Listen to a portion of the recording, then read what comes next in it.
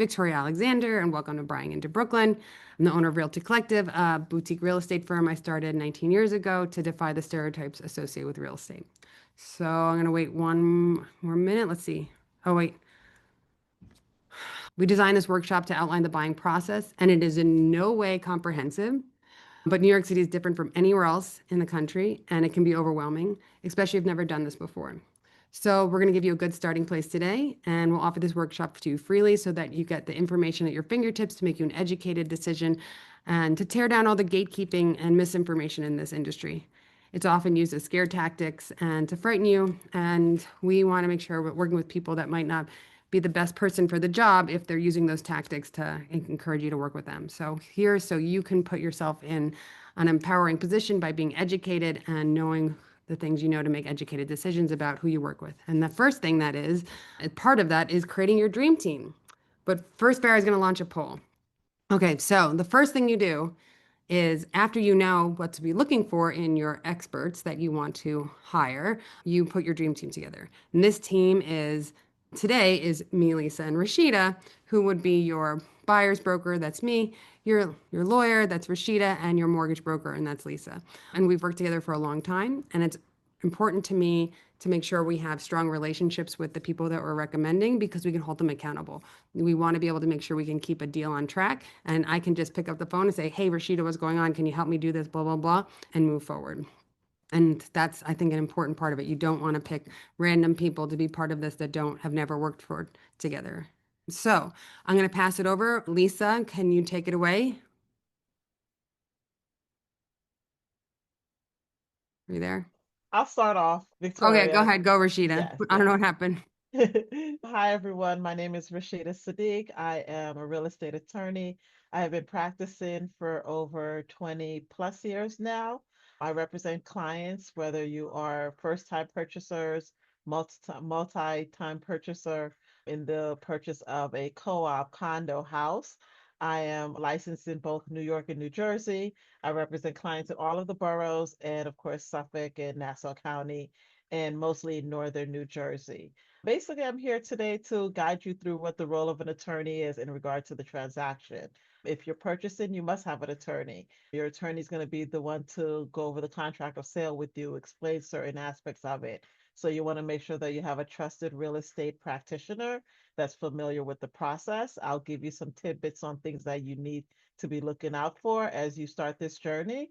And I look forward to giving my insights, especially if some of you are first time purchasers on what you should think about it, how to prepare yourself. I liken it to a roller coaster that your attorney is typically the last one that you're contacted sometimes after your offer is accepted.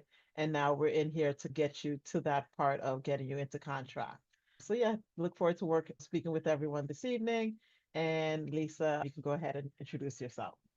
Hey guys, sorry I had kids that I need to give a snack. My name is Lucy Yanchi. I am a loan officer at Cross Country Mortgage.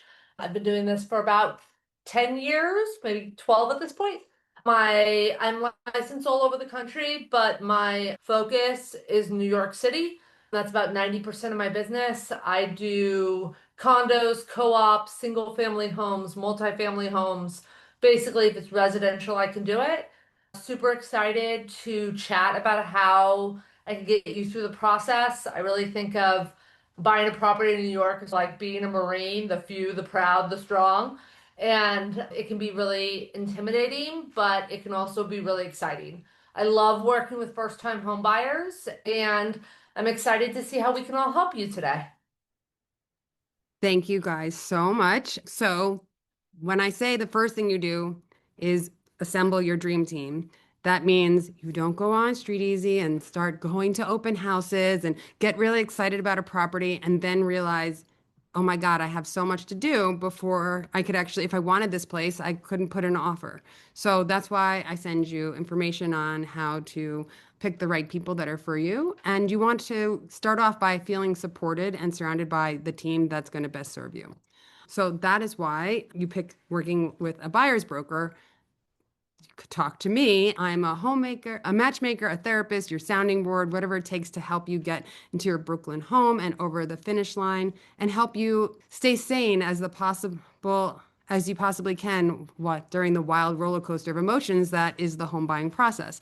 So yes, it is like being in the Marines, but it's also like being on a roller coaster, because one minute you're very excited, I'm going to buy this house, and then when you're like, oh my God, I'm giving away all my money. Oh my God, I have no security blanket. Oh my God, what if I lose my job? Like all these things that can happen. It's my job to help you stay calm, cool, and collected and make good decisions and not get in your own way. And I've been doing this for almost over 20 years, specializing in the Brooklyn market. And just a heads up, things changed a lot around broker fees this year, so we can talk about those. In New York City, still to this day, sellers understand the value of real estate agents and are willing to pay the buyer's broker fees.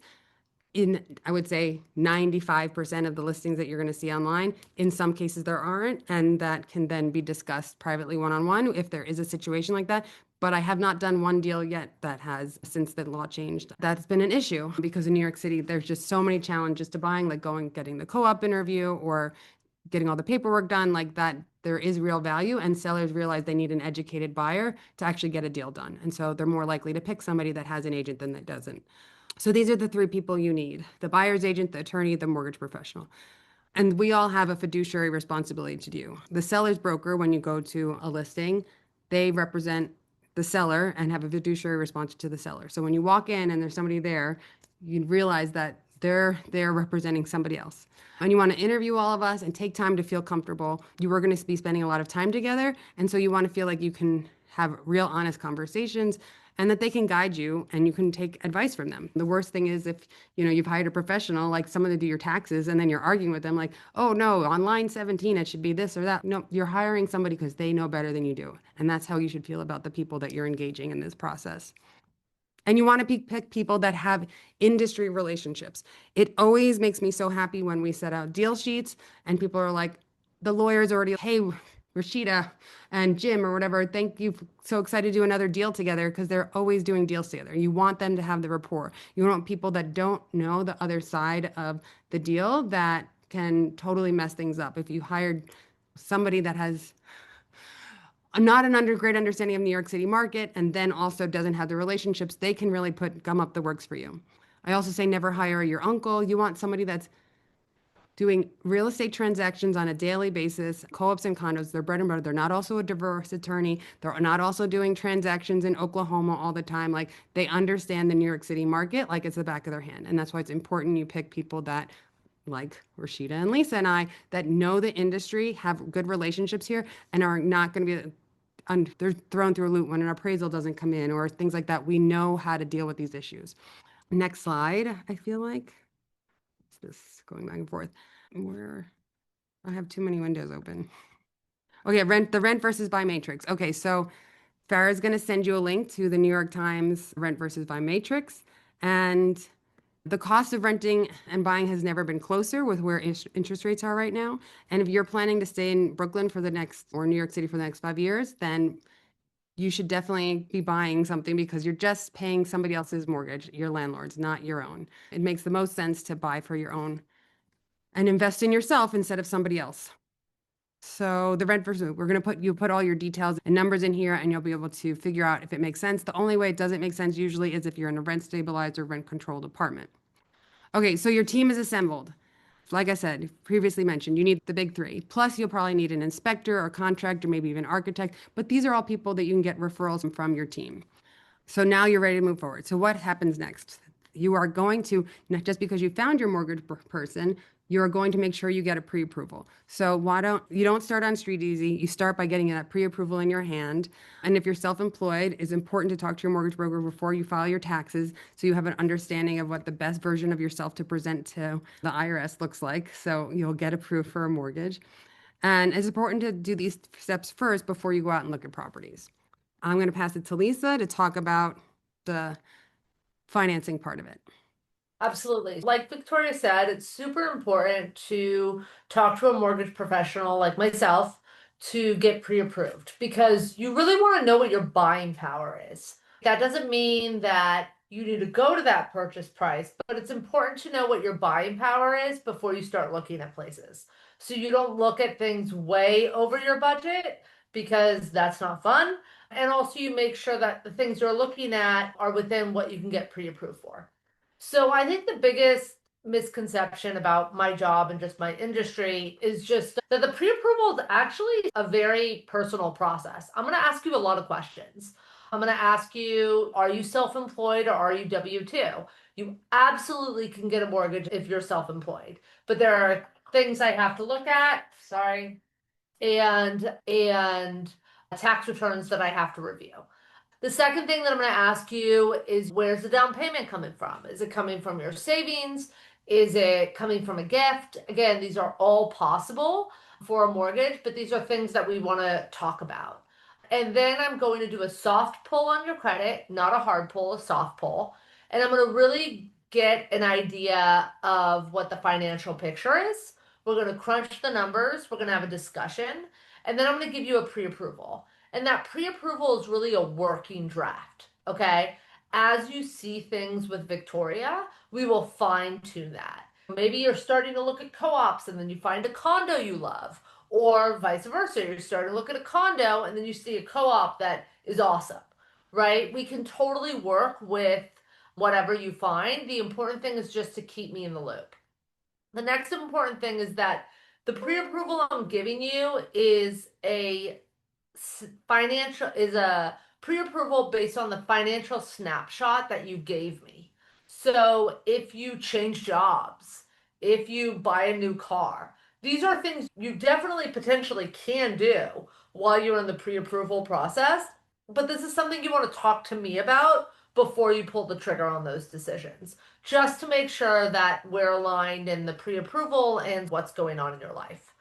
In terms of products that are available, there's a bunch. So the standard is to do 20% down. Most co-ops are going to require that. But you could do 10% down. You can do FHA, which allows you to do 3.5% down.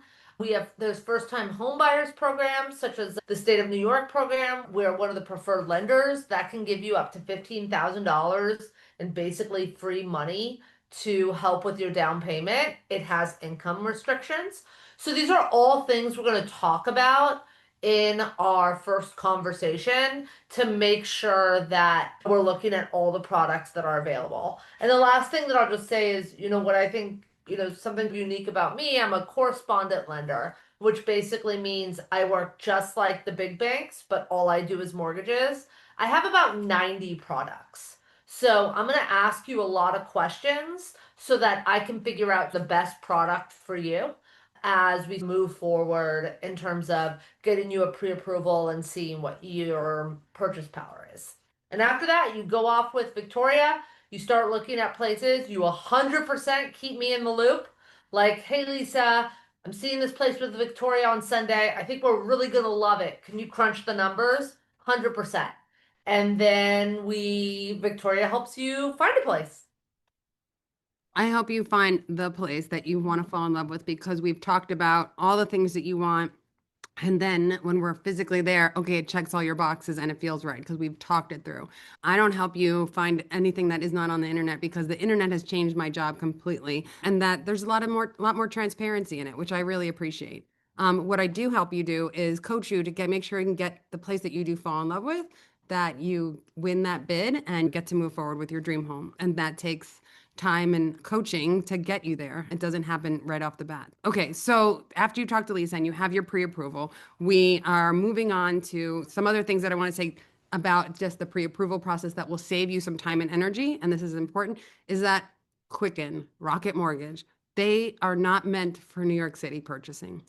They are great tools, I'm sure, for the rest of the country, but New York City is a very specific beast, and you want to make sure that you have real people that understand the nuances here helping you. And a lot of people also want to just call their bank. Call your bank, but I would say that mortgage brokers like Lisa are going to have many different products where your bank usually only has the products that they offer and not a variety. So deal with a real person and not an AI company and find relationships that are very hands-on and understand the market and turn times and who you're going to be dealing with. These are all questions you want to ask.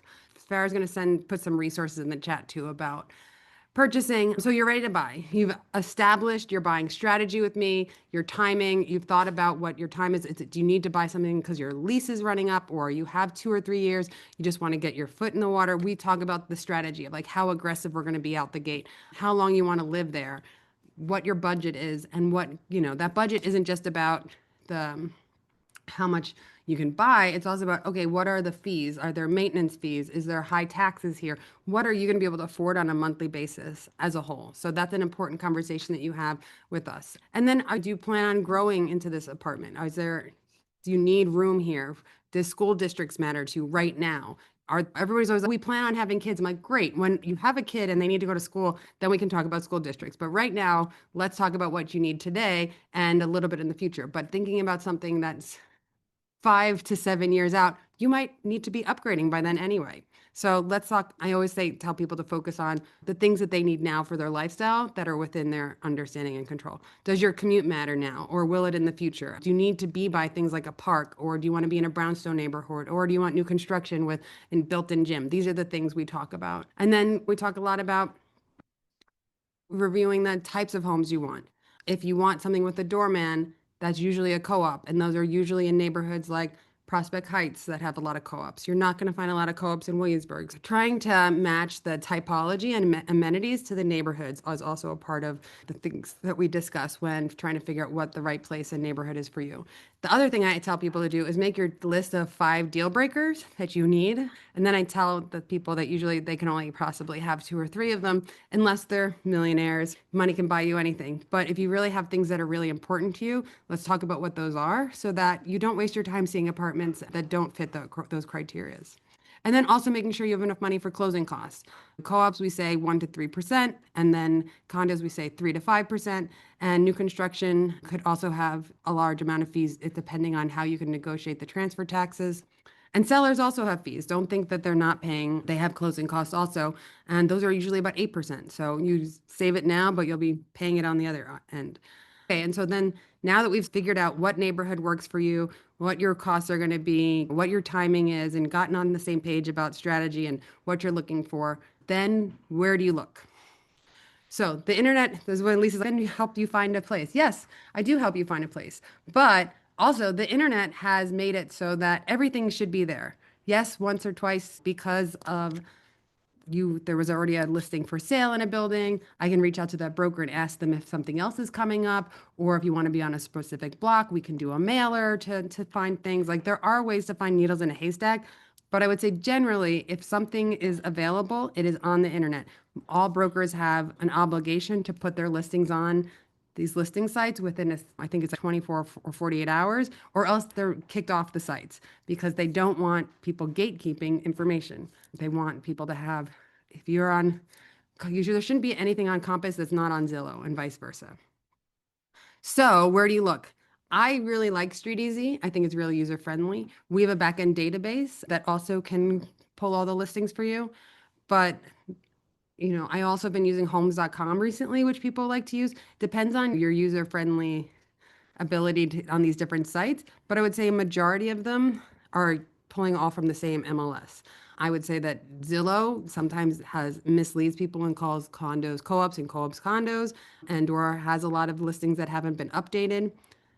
And REBNY now has its own platform. And if you don't know what REBNY is, that's the Real Estate Board of New York. And that is also what me, Corcoran, Compass, Halstead, I don't know if they're Brown, Harris, Stevens, we're all members of REBNY, which means we all have an obligation to work together. So if I have a listing, if you're part of REBNY, anybody comes to look at it from REBNY, it makes everything even keeled. So there's no more gatekeeping, which I really appreciate because it's hard to be the little guy sometimes in a big fish. And if they didn't all agree to work together, then it would be problematic to keep your independence. And we'd all have to go work at these huge conglomerates. So we can aggregate all these searches for you, but really what happens is then you say, these are the times I'm available, these are the listings I want to see, and this is how I'm going to be getting there. And I make a schedule for you based on your availability and the listings you want to see. The first time we go out together, probably do a full day download and see as many 2 to 5 listings in one day so I can teach you what questions to ask and how to be thinking about things and what's important to you in these different units. Oh, someone is joining. And then that's when we talk about what it means to when you sign up and you go on Zillow. Be careful of listings like Zillow when you want to go see the apartment. They're going to just put you in touch with another buyer's broker that will call you incessantly and say, work with me, because people pay to have their name on other people's listings. So be aware that just because something's on the internet doesn't mean it's the right person you should be contacting. And that's why you should do everything through your buyer's broker and ask them to contact all the brokers and to set up all the appointments for you. Because that's their job, is really to make this as seamless and stress-free as possible. And the way to do that is to take the scheduling out of that as a first step. And then after that is we have everything organized on a project management tool so that all the to-dos are outlined and labeled for you with deadlines. And also there's lots of education pieces. Like, so you're learning about, what to look for in an inspection and what an Aztec agreement is and what's a tax abatement and when will it expire and what's a land lease. Like, I've compiled all that so you don't have to be freaking out at 4 o'clock in the morning going, I don't know what this is. And then seeing tons of resources on the internet. Let's say 10,000 different things, because those things are different in every state. There's not one overarching thing for nationally that I feel like would pertain to New York City real estate that you feel like you would be getting the right answers. So finding your dream home. So then once we've gone out, and I think Farah's going to put a link in there about figuring if condos or co-ops are right for you. So we've been going out and looking at things, and then you fall in love with a place. And so once you fall in love with a place, there's a couple things you're gonna need. You're gonna need a cover letter, you're gonna need a offer form, and then you're gonna need your pre-approval. And that's why it's important you have your pre-approval and you have a relationship with somebody like Lisa, so that I'm like, oh my God, it says you can afford $500,000 more than this. Let's edit it because we don't want to show all our cards. And sometimes that matters and sometimes it doesn't. It depends on the situation. Is it something that 100 people were at because it was at the first open house, or has it been sitting on the market? All of that plays into how we present your offer. I also think there is a strategy for putting your offer in first. I think that works in buyer's benefits because it shows how serious you are. And then there is something that pulls on the seller's heartstrings to feel like, oh, but they came first and they loved it and they got it all together. And you showed them how serious you were by getting it in quickly. And then we think about the existing market conditions and how to make sure that we understand the comps, the comparables, to make sure you're making a good offer. And then working with other agents, that's why it's important working with an agent that has been doing this for a long time, because then the other broker, when oh, hey, Susie, how are you? Great, looking forward to doing another deal with you. They know especially if they've closed transactions with us before, what it's like to close a deal with that other agent. So that's another advantage of working with somebody that has a long history in the industry.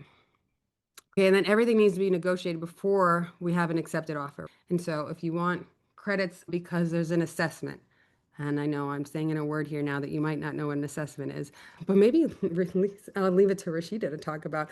But there's things like that we can get, and/or if it's new construction and we want to have the seller pay the transfer taxes, everything like that is going to be negotiated ahead of time between the brokers. Once we had to come to a meeting of the minds, we send out a deal sheet with the contract terms on it to all the lawyers. While the lawyers have that, they're doing their due diligence, but we're also having an inspection at the same time to make sure that the property is being presented and is actually as it's being presented. So if they say everything's fine with it and there's no issues, great, we're going to double check that. If issues come up, that's when we could also try and renegotiate again, but that happens with your brokers. So you get the deal sheet, Rashida, and then Lisa. What happens now that you have the deal sheet? Yeah, as I said, the attorneys typically come in after the offer is negotiated. So you found the property and your offer has been accepted. The summary of that offer is presented in what we call as a deal sheet. That deal sheet is sent to both the buyer's attorney and the seller's attorney. And that deal sheet will have the information, the seller, the buyer. If it's a co-op or a condo, it'll have the name of the building, the management company for the building. They'll also have things that the contingencies. Are you getting financing? Is it an all cash transaction? The amount of financing you're getting, and any other things that were negotiated, whether things are included like furniture, things are excluded like maybe a family heirloom chandelier. From that, the seller's attorney can prepare a draft contract of sale, which is sent out to your attorney as the buyer's attorney. That even though there's a deal sheet that's been sent out, you're not in a firm transaction. You're not in contract yet. So I explain to clients there's things that come up between the deal sheet and going into contract, which can maybe negotiate the terms. Victoria mentioned that something that you're going to have to do prior to you signing the contract is an inspection of the property. if something comes in that, hey, the roof needs fixing, or there's electrical problems, or there's a leak in the co-op or the condo that affects the unit. These are things that you may want the seller to fix so that you negotiate the price, and that can be updated in the deal sheet or updated in the final contract of sale. Also, if you're looking at a co-op or a condo, prior to you signing the contract, your attorney has to do what we call is due diligence review of the building. So that's reviewing the offering plan, the financials, the board meeting minutes, because even though you physically see the property and you love the building, you want to know what type of property you're buying into. Is there a history of common charge increases or maintenance increases? Is there litigation happening? Are there issues with other unit owners that are complaining about noise issues? Things in the neighborhood. So those are things that come up in that due diligence review. Some buildings may have lots of information in the minutes, some may be very minimal, but the job of your attorney is to try to get as much information to you as part of that due diligence to you so that you understand the building. Now, we can't guarantee everything and things may change, but at least we have the history, we have the information we got that we can advise you based on the information that we have regarding that particular property. Other things that we try to do as an attorney, and I'm not sure if all attorneys do it, but myself, I like to also go over your estimated closing costs. Victoria had mentioned that before earlier about if you're looking at a co-op, your closing costs may not be as, it's most likely not going to be as high if you're looking at a condo or a house, because with a condo and a house, you have mortgage tax, you have title insurance. So that can be anywhere between maybe 4 to 6% of the purchase price, whereas a co-op, it's a lot less than that. It's really just your co-op fees, your bank fees, and like your attorney fees and other miscellaneous. So we try to give you an itemization of an estimate of your closing costs so that you as the buyer is going to know, okay, I need this amount for the purchase. I need this specific amount of estimate for my closing costs. My attorney's done the due diligence on the co-op or the condo, so I know what the current maintenance is. I know what the history of the common charge increases have been, so I can plan accordingly on getting you into contract of sale. That contract review and due diligence review can take anywhere between a week for a co-op or a condo, depending on how quickly documents are sent to your attorney. Sometimes it takes longer because once again, we are relying on the management company and the seller side to get us information. And if it's a house, then there's typically you're going into contract a lot sooner because really the main thing is your inspection. Your attorney reviews the contract of sale. As a real estate attorney, I like to look up the property. I like to see if there's any violations from HPD or Department of Buildings, or I like to see if there's a certificate of occupancy, if there's any open permits prior to you going into contract. Because even though once you're in contract, there's going to be a full search done on the property, my kind of philosophy is we want to be preventative versus then reactive. So the more information we have prior to you going into contract, the more of an understanding that you have on what your time and expectations are. Typically, your contract is going to have certain contingencies. Mortgage, which Lisa is going to talk about what they do once you get into contract, but your mortgage contingency is typically 30 to 45 days. Another contingency in your contract is the title, which means they have to give you good ownership. There can't be any judgments or liens on the property. Your attorney orders a title search, their attorney reviews that. That can take maybe 1 to 2 weeks, whether it's a co-op or a condo, to make sure that the seller has the right to sell you the property and there's nothing preventing them from selling the property. They've paid off all of their mortgages. And then other things that go into the contract of sale is as is provision, which you've done your inspection. So now that you're about to sign the contract, you understand what as is means. As is means that the the electrical, the plumbing, the system, the heating systems are still working. You did your inspection, you confirmed that they're working. So that means that at closing, they're going to be in working order when you do your walkthrough. If something isn't working when you do your inspection, then you bring it up to your agent, you bring it up to your attorney so that we can make sure that either the seller is addressing it or you understand that it's not being addressed, or you understand that there's going to be a credit or something's going to be fixed and that's incorporated into the contract of sale. So your terms have been negotiated. The contract due diligence has been completed. The due diligence on the co-op and the condo has been completed. And now you're going into contract. And as I said, that first contingency in the contract is now that mortgage contingency. Now we bring Lisa back into the fold. Hey, Lisa, here's a contract of sale. This is the buyer's deadline to get the mortgage. It's 30 days after the contract of sale. Go forward, do what you need to do as far as the appraisal and things like that. And Lisa can talk a little bit about what happens in that mortgage contingency period as your attorney is doing things in the background, such as reviewing the title search and getting things done on that end. Cool. So yes, we have accepted contract. Woohoo! We're all super excited. This is not a surprise because you and I have been in conversation the whole time. And now we have what's called a live deal, which means we are updating all your docs again, because we've been in conversation this whole time.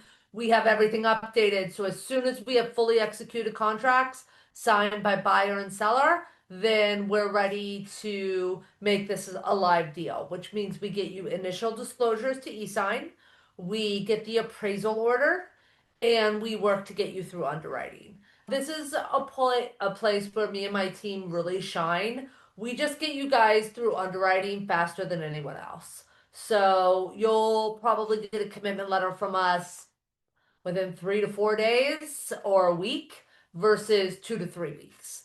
Why is this important to you? The faster you have a commitment letter, the faster you're able to move through the process and get ready to close, right? After we order the appraisal, and we will do two things simultaneously.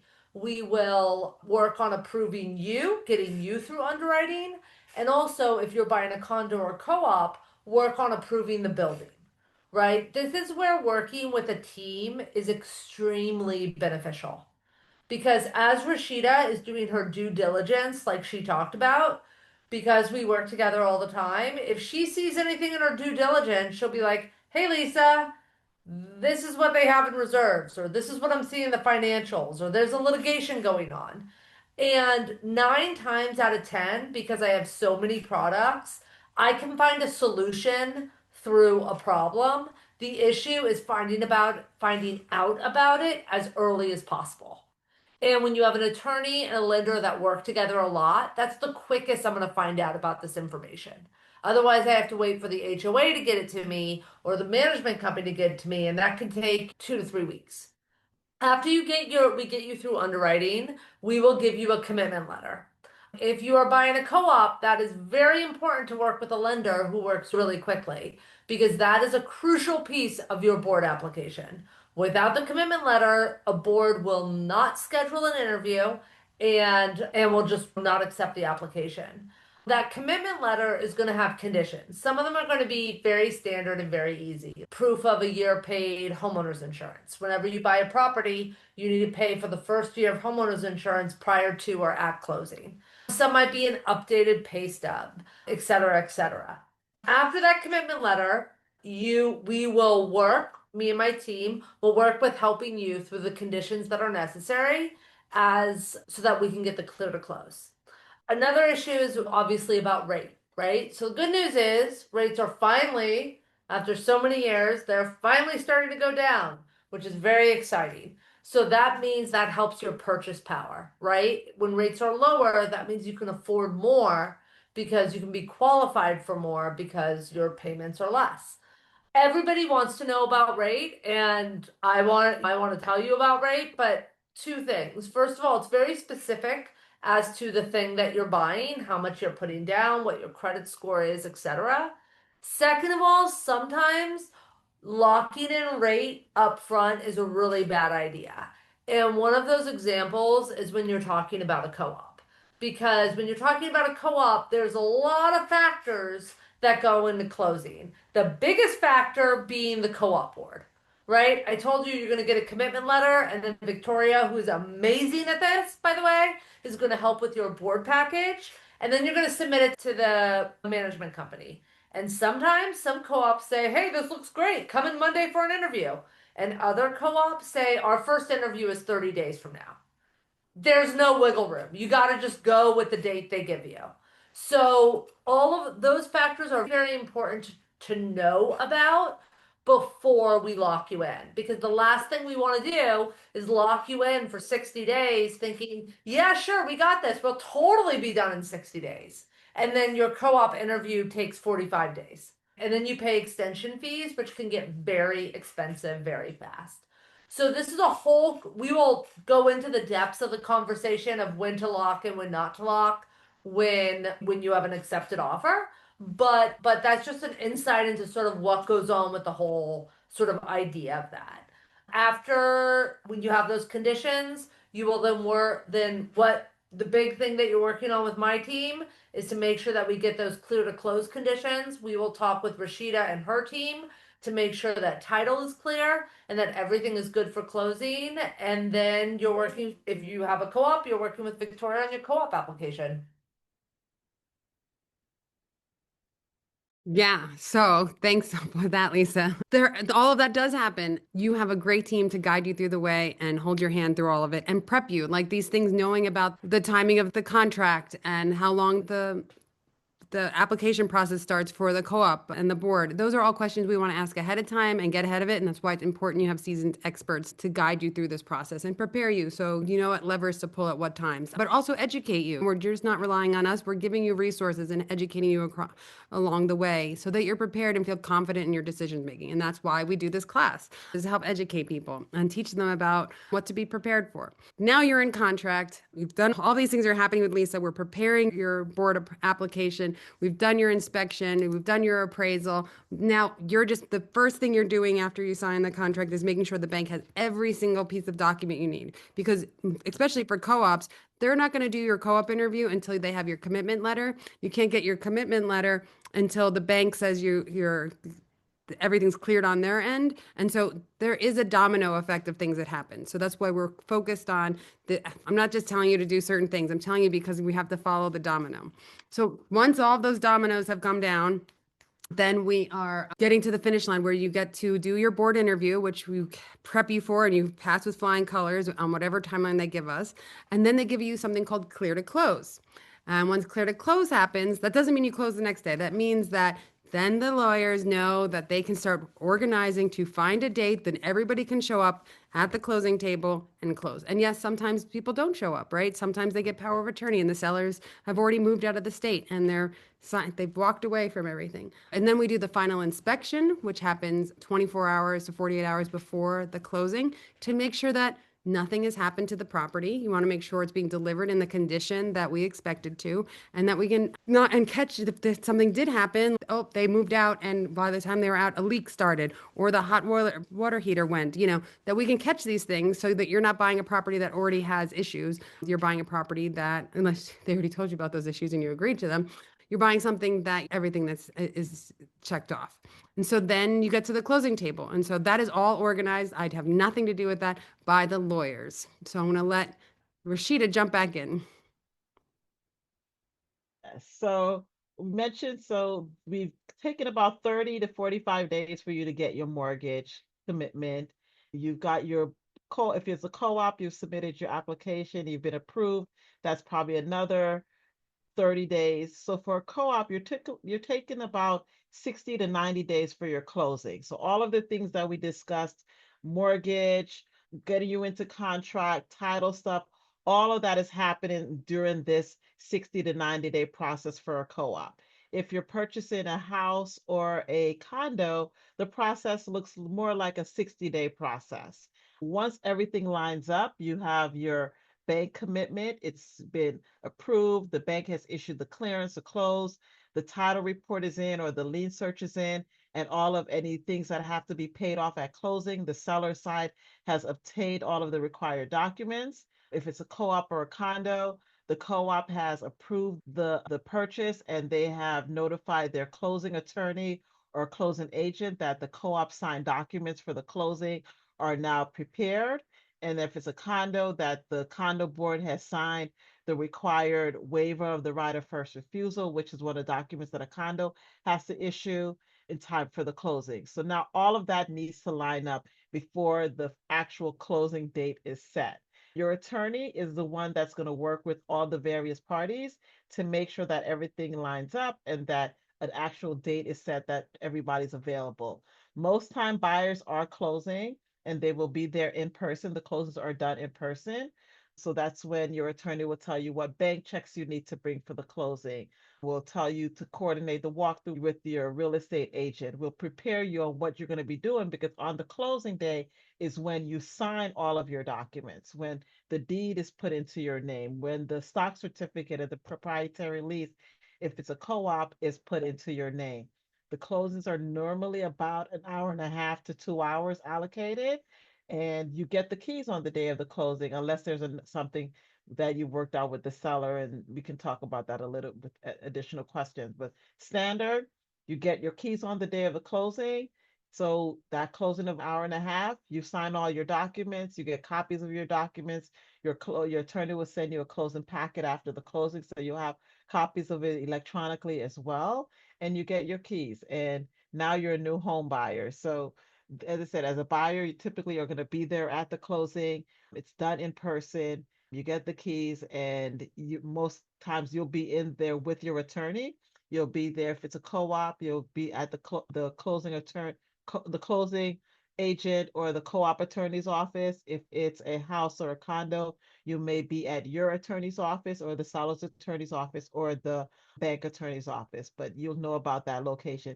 Typically, the closes take about, I would say, 5 to 7 business days at minimum, to schedule once you get that clearance to close, because there's a lot of moving parts of things that have to get ordered in time for the closing, final disclosures that have to be issued, numbers, wires, and things like that. So that's why Victoria said it doesn't just happen the next day after you get a clearance to close, because there's steps that still have to happen in the background. We tell you don't schedule your move until your attorney tells you, hey, here's your closing confirmation email. This is the day you're closing. This is the location. This is the time. But Schedule your not on the final same day. walkthrough. And Do yes, not don't schedule it the schedule it same on the, day. Never, yes. ever. And I also tell clients, I recommend that you try to do your walkthrough within that 24 to 48 hours, because you don't want to feel overwhelmed on the morning of your closing, because you may miss something, because you're worried about, hey, I have to go and get my check. I need to hurry up or rush through this walkthrough so that I'm not late. So take your time, schedule with the agent to do your walkthrough in advance. So also, if something comes up, your attorneys, the agents, they have enough time to hopefully remedy it, so that your closing day is actually a good day for you and you're not as stressed, as we try to make it a happy occasion for you. The other thing I always say is, yes, people get very stressed out about having to go get checks the day of, but it's totally normal and acceptable that you won't know what checks you're getting until the day of the closing, because of all the crazy math that has to get done. I know it's stressful for people, but that is totally normal. So I know we've covered a lot of information. And I want to thank you guys for bearing with us as we go through just this overarching run through of the buying process. But I think now we want to open it up for questions. I do want to also just tell people that if you should reach out to us, if you want to talk privately about anything, we're happy to help, even if you're really early. I've worked with people for 5 years until they found something. That's not the ideal situation, but if you don't have to be ready today to jump on a phone call with us. It's about building relationships and help prepping you. So at every step of the way, making a budget, helping you save for your down payment, figuring out, what products might be good for you. Working on your tax returns if you're self-employed. These are the things that they're long-term strategies to help people get out of the rat race of the rental market and into buying something, making you real stakeholders in your communities. So we're going to send you a follow-up email with all of the products I told you about at the beginning, the ebook, their access to our base camp, all these resources that you can share with people that are part of this purchase process with you.